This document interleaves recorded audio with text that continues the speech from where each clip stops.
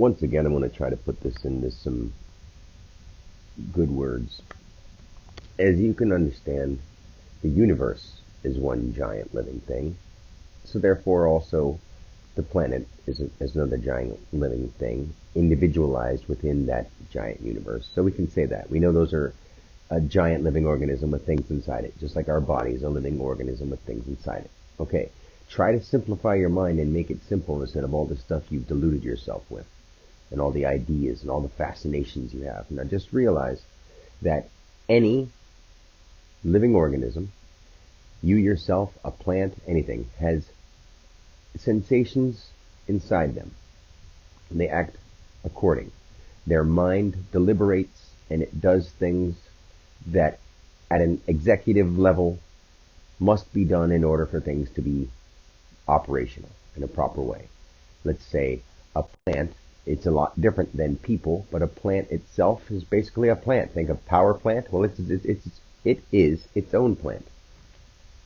So, in a way that we don't understand, it's got an operational system that has to make the decision to do what it does, and no matter what it takes, it does it. Let's say a fence gets in the way, that has to make a decision to split off into two groups and go around.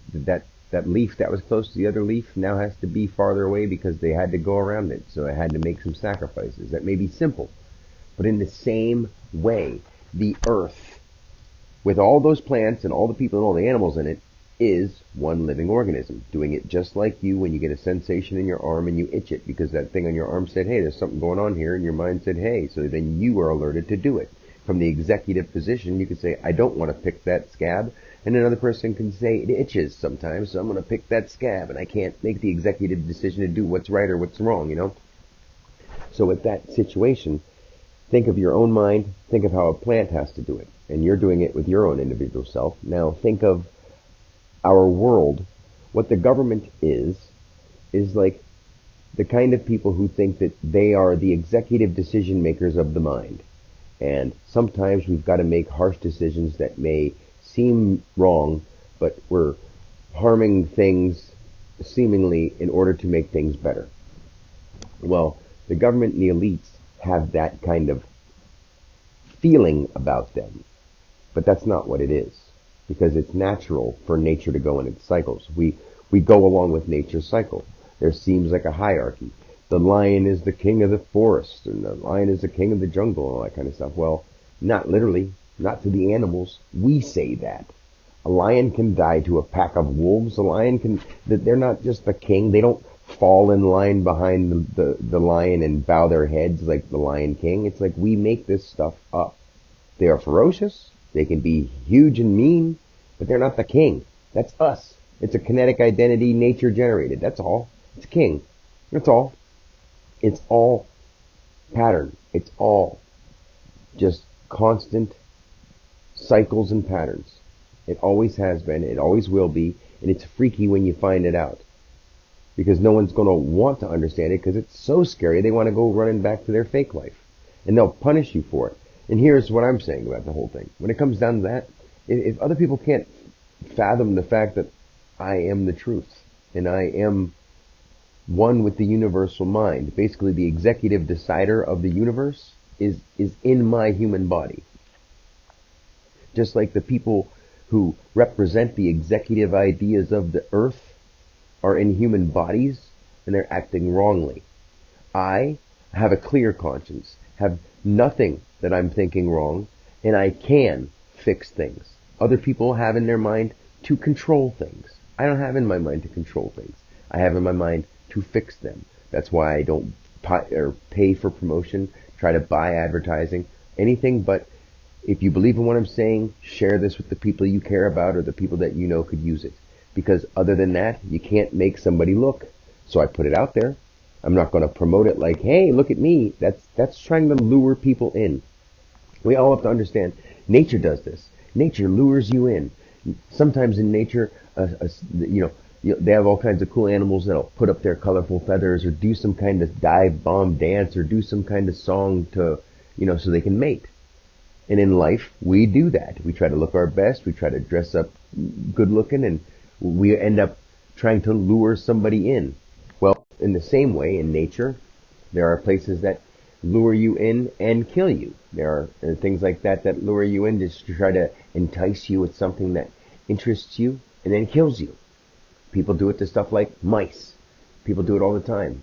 And there are people in the world who have lured you in, not just straight out in your face, but by doing things like, hey, we've got this idea to control people. Now we're going to pass it on to other people who don't see what we mean on its deepest level, and we'll get them to support a cause because we've got to fight for our own good. And I know this because I was there when it happened. And then you tell somebody, write us a really good song that'll inspire people, and you make some kind of national song, and it gets everybody believing in the nation, and it gets everybody to back up the murder, and it gets everybody to back up the lies, and it gets everybody to back up the business people that are just trying to capitalize off of you. And it's sick. It's so sick. And because I was there, I was part of it. I was doing it to people. I'm not like this innocent guy who, well, I am now. I mean, I'm not doing anything wrong now in this lifetime. But in life, my true knowing memories are the people who did these things. So it's not like I've only had wonderful visions. Like I've seen the truth. It's not like the Indian, tribal leader who took some plants and talked to the ancient ancestors and saw some magical spirit talk. That's one level of it. I've felt and spoken with, been all the stuff with those magic spirits, because that's nothing compared to the level of consciousness when you tap into the realness, when you see the truth of things, not just, I understand plants, and that's why I'm this way with nature. But because I have that level, and you have to understand, these shamans and Indians were in the woods, so their mental minds weren't captivated with all these other things that we have in the world. In me, I've experienced them, but I've also lost that captivation of those things. So anything you can take from a shaman, you can take from me. It's just I'm a human being who happens to live on planet Earth and happens to be in the state of Pennsylvania, who happens to just speak English and look a certain way, and didn't become enlightened until after quite a bit of their life had built them up to looking and acting a certain way. And because their voice and their tone of their voice doesn't change all that much, and it doesn't change anything other than your habits, the way your total inside turns around. People can't see that. They would be like, oh, he didn't change his clothes. He looks the same, and his voice tone is the same. But if they would actually talk to me, which none of them have since this happened, 4 years, 4 fucking years, not one person has taken the time to come out and talk to me, hang out, do something, anything. And I've reached out. That's the difference. And it's not like they would be scared if they knew what I was talking about. It's just they don't even know what I want to do. It's just they're that unhappy with life, and they're like, oh, I've got this, I've got to do, and I've got that, I've got to do. And I say, listen, this is important, and I understand you have kids, but any day that you have an hour, come see me. It'll change your life. And people don't do it. So I'm only going to say that for now because I know I said a bunch of things, but I wanted to get those things off my chest because there's just too much that I know, and it doesn't come out because nobody asks. So the best thing for me to do sometimes is to pick up my phone and just let it start coming because I've experienced so much.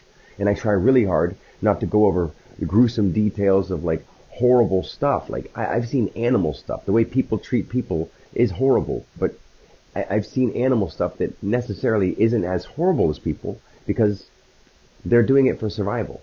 They're not doing it for fun. Animals aren't just the kind of things that hideously torture each other. People do that. And we give animals that kind of mentality when we portray them in cartoons and movies. We train them to act that way. It's like we are more vile than animals are. We just consider them vile because of the way they live. They live outside. They live by eating.